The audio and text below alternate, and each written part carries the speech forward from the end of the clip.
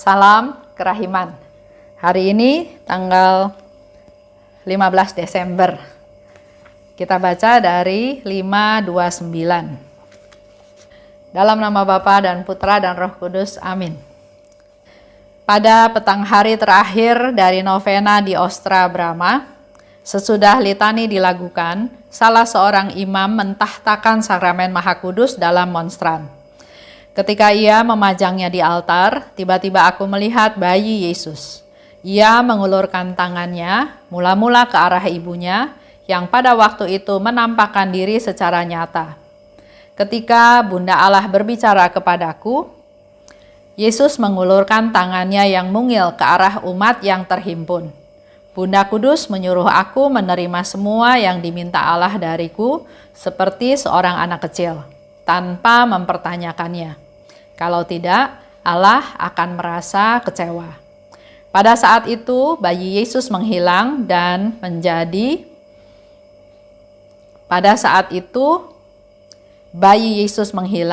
Bunda Allah pun kembali menghilang, dan gambarnya menjadi sama seperti sebelumnya. Tetapi jiwaku dipenuhi dengan sukacita dan kegembiraan yang besar, dan aku berkata kepada Tuhan, "Berbuatlah padaku seperti yang berkenan di hatimu. Aku siap untuk segala sesuatu. Tetapi Engkau, ya Tuhan, janganlah meninggalkan aku sedetik pun." 5:29. Pada petang hari 15 November, novena terakhir di Ostra Brahma. Ostra Brahma itu ada di Vilnius ya. Di Vilnius. Sekarang bukan Polandia lagi nama negaranya, tapi Lituania. Dulu waktu zamannya Suster Faustina, daerah itu masih milik Polandia. Sekarang sudah menjadi negara tersendiri dengan nama Lituania, dengan ibu kotanya tetap ya Vilnius. Dan setelah litani dilakukan selesai, imam mentahtakan sakramen Maha Kudus. Tiba-tiba aku melihat bayi Yesus. Ia mengulurkan tangannya ke arah ibunya. Itu yang penglihatan yang dilihat oleh Suster Faustina ya. Ketika Bunda Allah berbicara kepadaku, Yesus mengulurkan tangannya pada umat yang terhimpun. Jadi walaupun Suster Faustina sedang berbicara kepada Bunda Maria, tapi dia melihat bayi Yesus mengulurkan tangannya kepada umat yang berhimpun di situ. Bunda Kudus menyuruh aku menerima semua yang diminta Allah dariku, seperti seorang anak kecil tanpa mempertanyakannya. Kita kalau disuruh sesuatu biasanya kan tanya balik, kenapa saya yang disuruh? Kenapa enggak suruh orang itu? Atau kenapa saya disuruh ini? Saya nggak mau lakukan ini, saya mau lakukannya itu. Jadi banyak komplain, banyak pertanyaan, banyak sanggahan ya, banyak alasan. Di sini Bunda Maria mengajar kepada Suster Faustina, dikatakan, terima semua yang diminta Allah. Seperti seorang anak kecil. Kalau anak kecil dibilang, kamu ke sana ya, dia nggak berpikir kenapa saya, kenapa bukan dia, kenapa sekarang, kenapa enggak nanti, tapi dia lakukan. Itu seperti seorang anak kecil dan tanpa bertanya. Kenapa harus gini, kenapa harus gitu, enggak ya. Itu sifat seorang anak kecil yang polos. Kalau diminta dia akan lakukan. Dia enggak komplain, dia enggak cari alasan, enggak banyak alasan, dia lakukan. Itu yang diminta oleh Bunda Maria kepada Suster Faustina.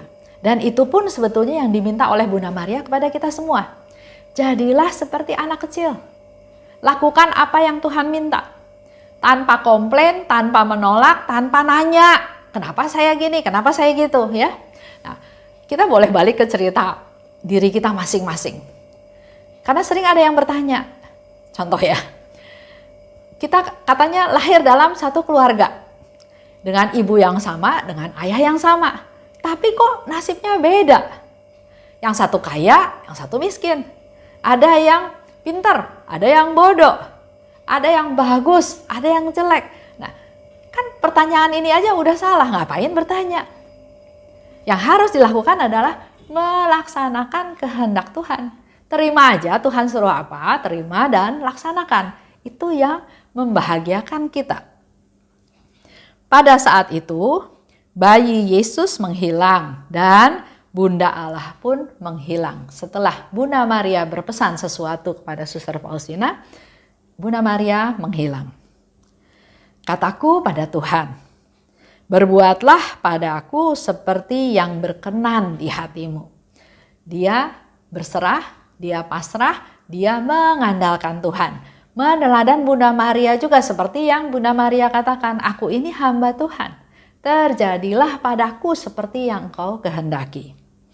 Aku siap untuk segala sesuatu.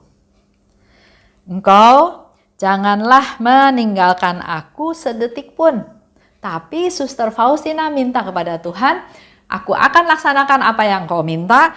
Aku akan siap melakukan segala sesuatu, tapi jangan tinggalkan aku sedetik pun. Jadi dia tetap berharap Tuhan tetap menyertai dia untuk memampukan dia untuk melaksanakan apa yang Tuhan minta. Karena kembali lagi, Suster Faustina itu rendah hati. Dia nggak menyombongkan diri, dia nggak bilang bahwa saya bisa. Justru dia sadar bahwa saya nggak bisa, tapi kalau Tuhan menghendaki saya melakukan sesuatu, saya siap. Tapi jangan tinggalkan saya sedetik pun. Jadi dia mengandalkan, sungguh-sungguh mengandalkan Tuhan. Kalau bicara tentang dikatakan di sini ya, novena di Ostra Brahma. Saya cerita sedikit tentang Ostra Brahma di Vilnius ini.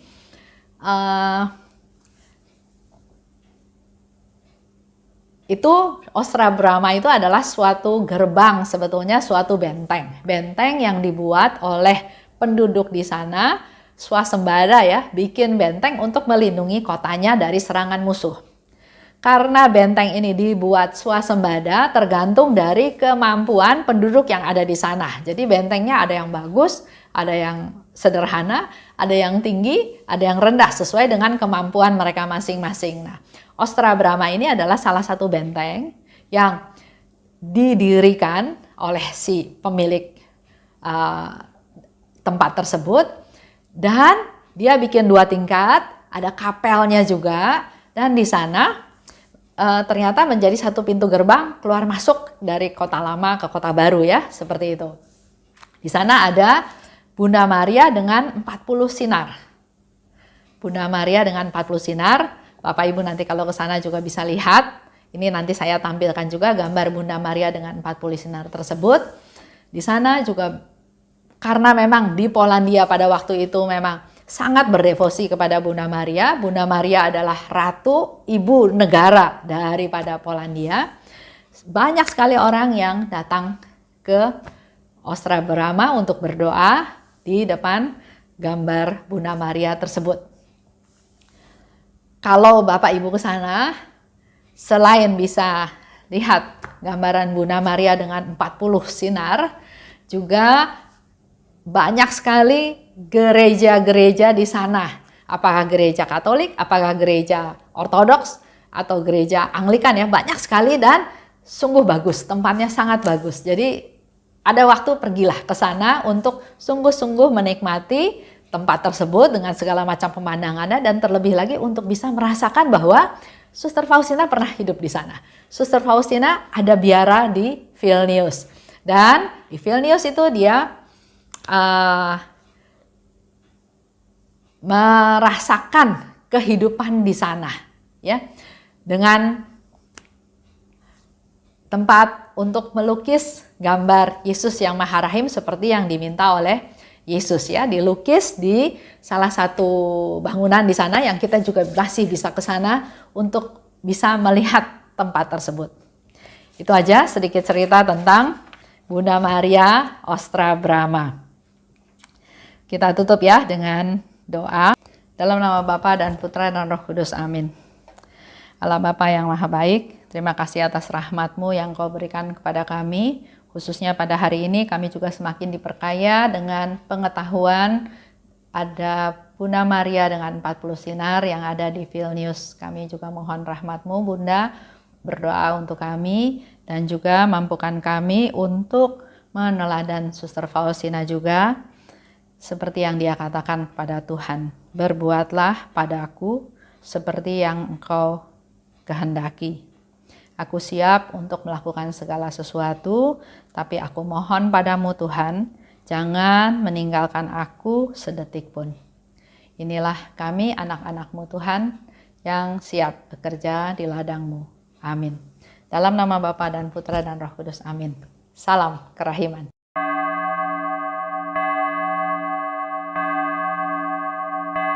Hatiku